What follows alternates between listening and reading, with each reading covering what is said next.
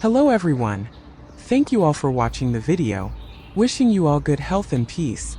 The dawn crept over the mountains, its light a fragile thread weaving through mist that clung to the hills like a lover's reluctant farewell. Lytuca stirred, her breath a faint wisp in the morning's chill, as roosters crowed, their calls slicing the stillness. She rose, her bare feet brushing the cool earth of their bamboo house, and knelt by the hearth. Her hands, etched with years of toil, fed twigs to the fire, coaxing flames that flickered like hesitant hopes. A pot of rice porridge simmered, its earthy scent a quiet vow for her daughter Han, who slept under a quilt, her small form curled against the dawn's bite. Tien, her husband, stood by the door, his silhouette sharp against the gray light, a sack slung over his shoulder, his eyes heavy with purpose. The day loomed, heavy with farewells, yet Lytuca's heart carried a tremor, like a stream rippling over hidden stones. Their home perched on a slope, its bamboo walls weathered by rain and time, a frail shelter against the mountain's whims. Each morning Lytuca tended the chickens, gathered eggs, or walked the market trail, her steps steady on paths worn deep by years. Tien worked the garden, his hoe breaking earth for beans and greens, or tended their orange grove, now sold for a promise of 15 million dong, 5 million in hand, the rest a hope deferred. Han, barely 3, trailed them, her laughter a melody as she tossed crumbs to the ducks, her tiny hands eager for the world. Lytuca watched her, a smile softening her lips, but her eyes held shadows, memories of lean winters, of nights when Han's cries echoed alone, of Tien's absence when prison bars held him. Those years had forged her, a blade tempered by fire, yet the scars ached when stirred. That morning the air was sharp, the hills cloaked in fog. Lytuca moved slowly, her hands sorting eggs, their shells smooth against her palms. Han played nearby, chasing a duckling, her giggles bright against the quiet. Tien packed, his movements deliberate, a shirt, a handful of rice, coins from their last market day. He spoke of the valley, of work to buy a car, to ease their journeys, to lift them from the mountain's grip. A week, maybe 2, he said, his voice low, his gaze fixed on the fire. Enough to make things better, for Han, for you. Lytuca nodded, her throat tight, her fingers tightening around a bowl. She saw his resolve, but also his doubt, hidden in the way his shoulders tensed, as if carrying a load heavier than his sack. Be careful, she said, her voice soft, her eyes searching his. No trouble, Tien.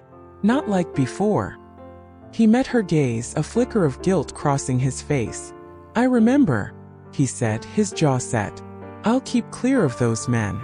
Han climbed into her lap, her small hands reaching for a boiled egg. Lytuca peeled it, her touch gentle, her thoughts far away. She thought of Tien's past. A moment of courage, tackling a thief, earning a bruise and a debt from men who didn't forget. She thought of Han, her daughter's life a fragile sprout, and of herself, holding their world together thread by thread. The mountain was home, its streams, its trails, its stubborn soil, but it was also a cage, its limits pressing harder each year. Tien's journey was a leap, a seed cast on untested ground, and she felt both hope and dread, woven like vines in her chest. He left at sunrise, his sack slung over his shoulder, his steps fading down the path. Lytuca stood at the door, Han in her arms watching him go. Be good, she called, her voice carrying over the wind. Han waved, her tiny hand a flicker of light. Tien turned, his nod a silent vow, then vanished around the bend, the mountain swallowing his form. The path wound steep, slick with moss, past streams that sang of secrets, past fields where buffalo grazed under a sky heavy with clouds. Lytuca turned back, her hands already moving, eggs to gather, chickens to feed, a day to carry alone. The morning passed, the sun climbing, burning off the fog. Lytuca walked the garden, her hoe steady, the earth cool beneath her fingers. Han played, piling pebbles, her chatter a soft rhythm. The fire burned low, its smoke curling like a sigh. Lytuca thought of Tien, his steps on the valley road, his promise to return. She thought of the grove, now another's, its oranges glowing in her memory, a piece of their story traded for hope. She wondered what he'd find, work to lift them or trouble to drag them down. Her heart held a fragile balance, faith in his strength, fear of the shadows he'd met before. She moved to the market, her basket heavy with greens, Han skipping beside her. The trail wound past a stream, its water clear, reflecting the sky's fleeting blue. At the market, voices hummed, vendors calling, coins clinking, the air thick with fish and spice. Lytuca sold her greens, her hands quick, her smile polite but distant. She bought a small fish for Han, a rare treat, and lingered, watching women barter, their laughter sharp, their burdens unspoken. She felt a kinship, yet a solitude, her thoughts tethered to a sin, to the valley's unknown pulse. A vendor's jest caught her ear. Talk of men lurking, of debts unpaid, and her chest tightened, a shadow brushing her calm. Back home she tended the chickens, their clucks a steady chorus. Han napped, her small form sprawled on a mat, her breath soft. Lytuca sat, shelling corn, her hands steady despite an ache in her bones. The grandmother Milan arrived, her steps slow, her arms open for Han when she woke. They worked together, their silence warm but heavy, the past a shadow that lingered. Milana's eyes held memories of a sin's mistakes, of nights Lytuca had carried alone. Yet today they shared a quiet peace, their hands moving as one, corn husks piling like years endured. Milan hummed a tune from her youth and Lytuca listened, the notes a fragile bridge to moments less fraught. As noon passed, Lytuca walked the ridge, checking traps for pests, her eyes scanning the hills. The air was warm, the earth fragrant with dew and decay. She thought of a sin, his hands hauling bricks, his heart set on a car to carry them forward. She thought of the grove, its sail a wound still fresh, its fruit a memory of seasons shared. She wondered if he walked safely, or if eyes watched him waiting as they had before. Her steps slowed, her fingers brushing a fern, its fronds soft against her calluses. The mountain held her, but its silence felt heavier today, as if it knew something she didn't. Dusk fell, the sky bruising purple, a crescent moon rising over the hills. Lytuca lit the hearth, the flames casting warmth across the room. She stirred a pot, the fish soup scent mingling with smoke, her thoughts turning inward. She hadn't marked the hours, hadn't counted the moments since a sin left. Her life was a rhythm. Fire, food, Han's laughter, the mountain's embrace. Yet beneath it a question stirred. What waited in the valley, and would it let him return whole? She fed Han, her small hands eager for rice, her chatter a balm, but Lytuca's eyes drifted to the door, her heart poised for a sound. Then it came, footsteps uneven dragging on the path. Lytuca froze, her ladle still, her heart leaping. The door creaked and a sin stumbled in, his face swollen, his shirt torn, blood crusting his lip. Han woke, her eyes wide, her voice a whimper. "Papa," she said, and Lytuca rushed to him, her hands trembling, her breath caught. His sack was gone, his eyes dull with pain, but alive, he was alive. She touched his cheek, her fingers gentle, her voice breaking. "What happened?"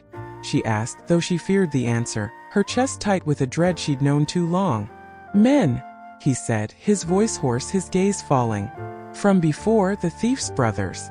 They found me." Lytuca's heart sank, her hands guiding him to a mat.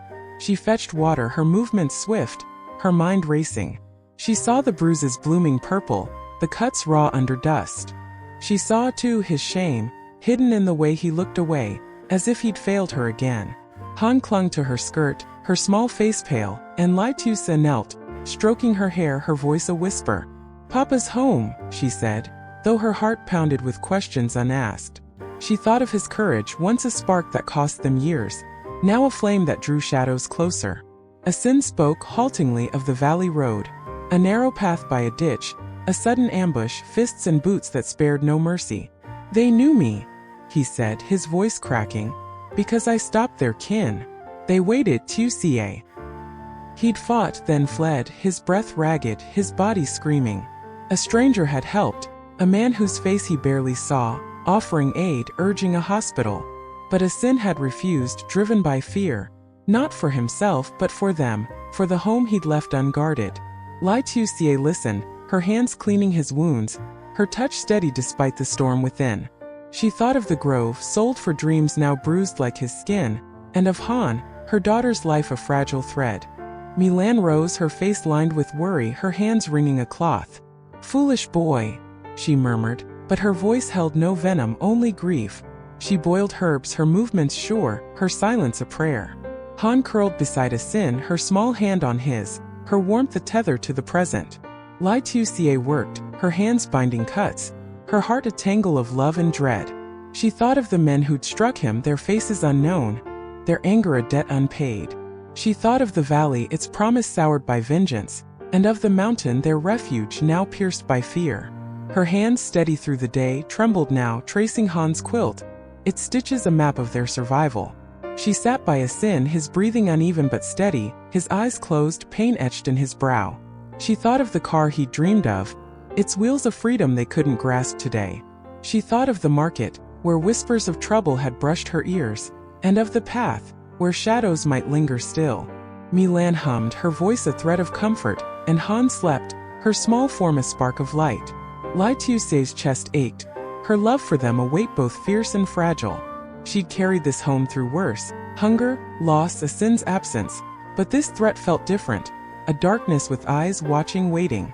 Night deepened, the moon's glow spilling through the door, touching the bamboo walls, the empty bowl, the mat where a sin lay.